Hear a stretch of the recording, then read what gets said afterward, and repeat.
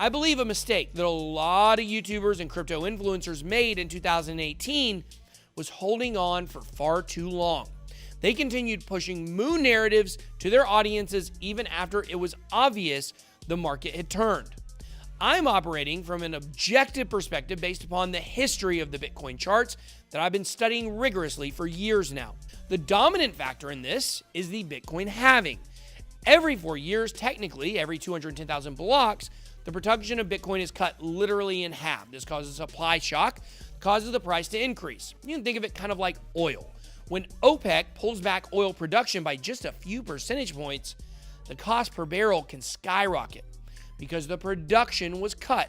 As I always say, I will stick with the cycles and their history until it's broken, which, hey, it certainly will be broken at some point. But I'm going to keep riding with history until it doesn't work anymore. While a lot of people credit me with the September 28, 2021 date as my top of the market call, the truth is I just did the math from the chart set up by Trading Shot on TradingView. He calculated that the second part of this Bitcoin bull run should be 504 days from the halving on May 11th, which bears out to be September 28th of this year. No pun intended. This means you have approximately 8 months of money making before you need to exit. But this is for Bitcoin.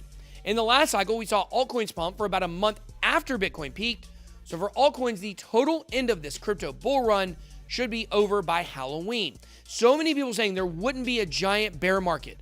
And then the price plunged 80 some odd percent, proving again that the cycles are consistent, if nothing else. We are in an all-out world battle between the many and the few. The few right now are dominating. The few is big tech, big government, and centralized banks. But we, the many, the people, have an opportunity to take control back through the power of decentralization and blockchain. If the bull market dies well ahead of time, I could be in some trouble. I'll ride it all the way down because history is on my side. Heavily doubt that that will happen. The question is, if I'm cashing out big chunks, what happens to the remaining chunks of my crypto? Those will be moved over to stablecoins in order to buy more crypto on the way down.